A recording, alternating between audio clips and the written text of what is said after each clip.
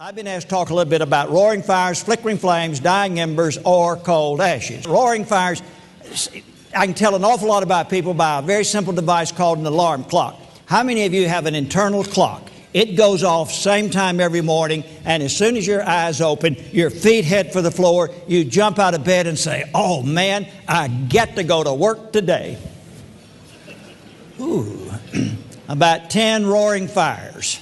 How many of you set the alarm, and when it goes off, you hit the snooze button? Our flickering flames. How many of you don't even set the alarm? If you wake up, you get up. Our dying embers. How many of you sold your alarm clock at the last yard sale? Well, obviously, being a roaring fire, who's going to make the better employee, a roaring fire or a cold ash? Who's going to make the better manager? Who's going to make the better family member?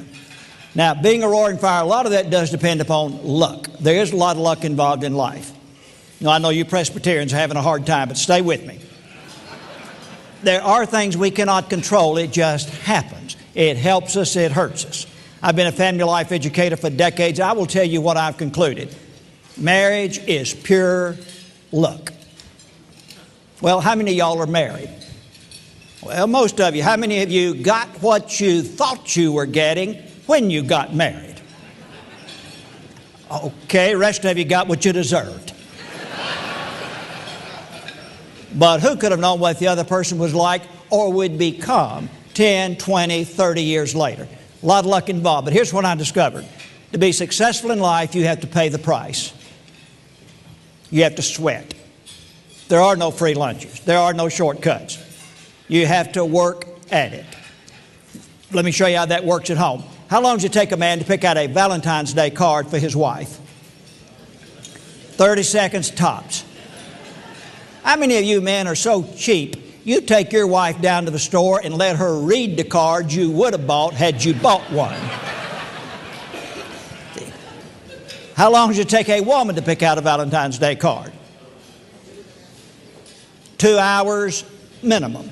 Gentlemen, if you were picking out a card for someone who controlled 50% of everything you owned, how long would you spend picking out that card? What does a divorce cost where you live? Your spouse is your biggest and best client, and you better treat them that way. Well, what is the most important gift you can bring to your company? What is the most important gift you can bring to your family?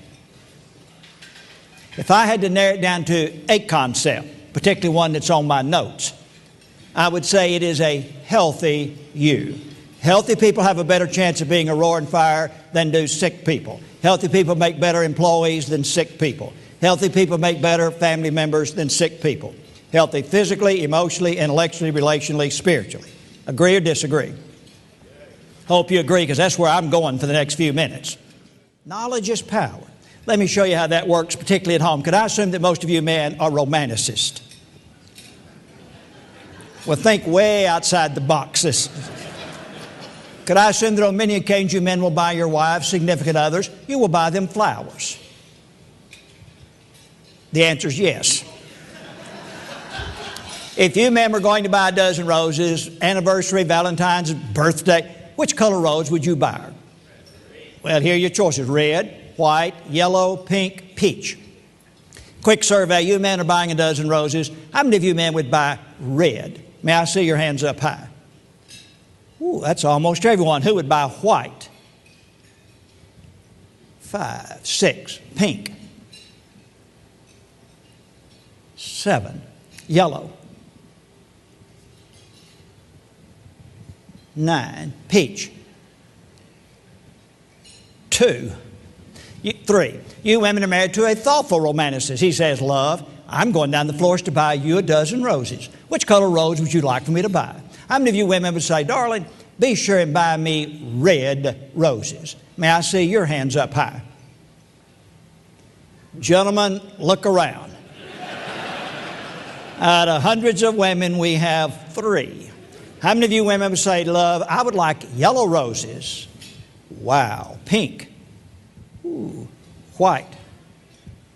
Peach. Ooh, my soul. What does this little survey say to you?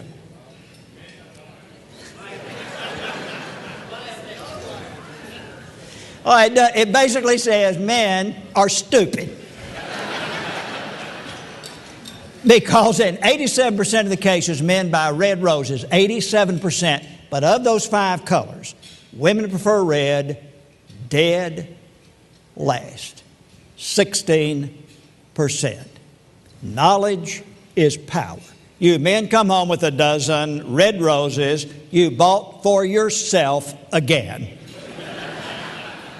You give them to your wife. What do you expect her to do? Fall down on the floor, kiss your feet. See, you women are standing there thinking, when will the bozo ever guess it right? Confess. How many of you men have never asked your wife which color she prefers? Confess. Wow.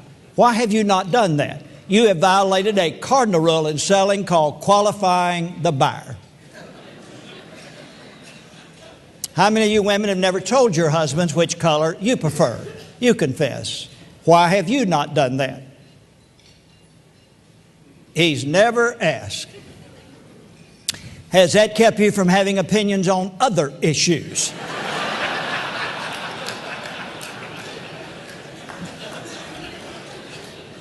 No, see, you women are very bad about playing a game called I've Got a Secret.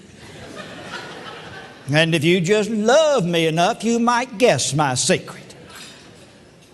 And by the way, all men, all women, we're all alike in that all of us lie. Every one of us. Every man lies about sex. Every one of us. Well, you men are driving. Your wife's sitting here. Attractive woman's on the street corner. You're checking that woman out. What does your wife ask? What are you looking at? What do all men say? Nothing. Now, this same saint, she will lie. You can turn to her and say, love, where would you like to have lunch? And what will she say? I don't care.